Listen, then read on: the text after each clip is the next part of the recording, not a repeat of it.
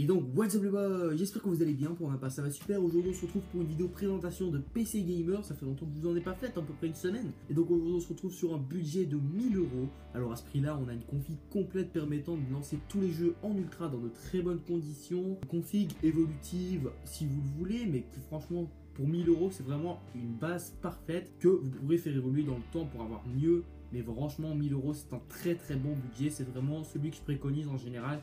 Si t'hésites, 800, 1400, en général on dit qu'il faut 800 ou 1400 euros pour un bon PC gamer. 1000 euros c'est vraiment celui qui est entre et qui fait vraiment un très bon budget. Donc pour cette config, on va tout de suite se retrouver juste après. Alors au niveau du boîtier, nous avons tout simplement le Zalman R1, c'est un boîtier moyenne tour qui accepte l'écart graphique jusqu'à 360 mm. Bien sûr les cartes graphiques ATX, micro ATX et mini ITX sont acceptés. On a un contrôleur, donc un Rheobus à l'avant qui peut contrôler deux vitesses, enfin qui est contrôlable à deux vitesses. À l'avant aussi on a deux USB 2.0, un USB 3 et une prise micro, une prise casque. À l'intérieur du boîtier, pour les ventilos inclus, on est pas mal bien fourni, comme chaque fois chez Zalman.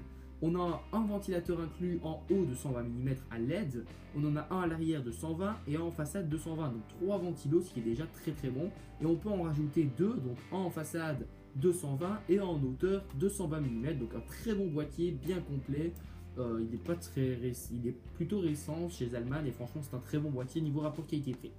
Alors au niveau de l'alimentation, on a une Lepa Max Brown BM 650. C'est une alimentation 650 watts, 80 plus bronze semi-modulaire. C'est une alimentation très bien niveau rapport qualité-prix. En général les 650 watts je prends souvent ça même si c'est beaucoup trop, tout simplement parce qu'elles ont un excellent rapport qualité-prix. Je veux dire une 550 watts de chez Cooler Master va coûter 76 euros. Et une 650 de chez Lepa va coûter 664. Donc, pourquoi? Donc, tout simplement, j'ai pris celle-là parce qu'elle est vraiment mieux. Alors, au niveau du processeur, j'ai été chez Intel pour une fois. Les anciennes configs étaient toutes chez AMD. Donc, un processeur Intel 4690. Il n'est pas overclockable à de grosses fréquences comme vous pouvez le voir au niveau du K. Après, c'est à vous de changer si vous voulez prendre un processeur overclockable ou pas. On a un socket LGA 1150 avec une fréquence de base à 3.5 et en boost à 3.9, donc un très bon processeur. On a 4 cœurs logiques et 4 cœurs physiques, donc 8 cœurs au total. On a 6 émaux de mémoire cache et 84 watts au niveau de sa consommation, donc un très bon processeur. Pourquoi je n'ai pas été sur la nouvelle architecture?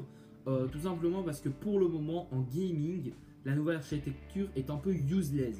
C'est-à-dire que la DDR4, le gaming ne le prend pas encore bien en compte. C'est seulement les émaux en plus, mais c'est déjà un très bon rapport qualité-prix ce processeur-là. Et au moins on ne dépense pas plus d'argent juste pour avoir la nouvelle architecture Skylake. Alors pour la carte mère, j'ai pris la MSI B85G41 PC Match. Une carte mère très bien connue. Une carte mère noire et bleue. Donc qui se mettra bien dans notre trame bleu avec les ventilos et tout. Donc c'est un socket 1150, une carte mère de type ATX, un chipset Intel B85. Alors au niveau des sorties, on a un port PS2, un port PS2 clavier et souris. On a 4 ports USB 2.0, 2 ports USB 3.0, un RJ45, un audio jack en 3 en 1. On a un VGA, un HDMI et un DVI. Donc déjà rien que le processeur, la partie graphique du processeur peut supporter 3 écrans. Donc si vous voulez pas acheter de carte graphique, si vous n'êtes pas gamer, vous pouvez tout simplement jouer avec ça et avoir 3 écrans facilement, ou tout simplement un peu reposer sa carte graphique et mettre des écrans en plus grâce à son chipset. Donc c'est déjà bien fourni. Alors au niveau de la RAM, je suis parti chez Kingston avec leur HyperX Furies Blue, bleu en gros, qui se mettront bien dans le thème. Encore une fois, c'est de la DDR3, 8 Go en 1333 MHz. PC3 10600 case 9 et c'est du dual channel pour avoir les petites physiques performances en plus. Au niveau du ventirad, on a pris le Be Quiet Pure Rock, un très bon ventirad niveau rapport qualité-prix. Les matériaux utilisés sont le cuivre et l'aluminium. On a 4 caloducs de 6 mm, un très bon ventirad avec un ventilo de 120 mm changeable normalement. Pour la carte graphique, on a pris une 970, la KFA Carré Black Exox Sniper. KFA Carré font de très bonnes cartes graphiques à très bas prix, donc pour les petits budgets c'est génial. C'est la Nvidia GeForce GTX 970 avec une architecture Maxwell. C'est du PCI Express 3.0 pour son alimentation. On a un DVI-D, un DVI-I, un HDMI et un DisplayPort 1.2. Et on a 4 Go en GDDR5, donc une très bonne carte graphique. Elle lance tout en ultra, c'est bien ça.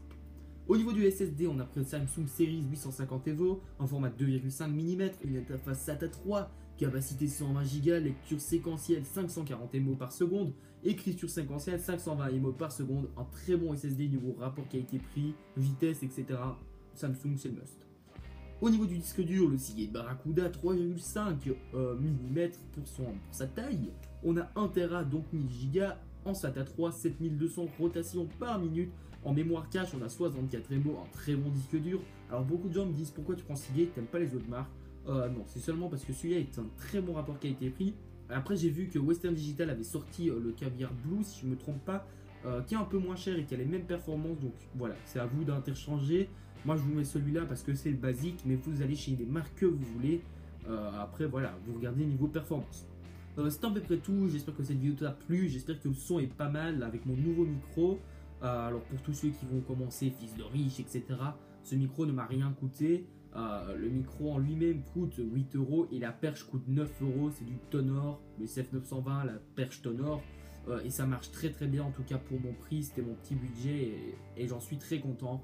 Donc j'espère que cette vidéo t'a plu. Si elle t'a plu, n'hésite pas à liker, partager, commenter et à t'abonner. C'est très important. Et moi je te dis à bientôt pour de prochaines vidéos. Bye tout le monde, c'était Aouro.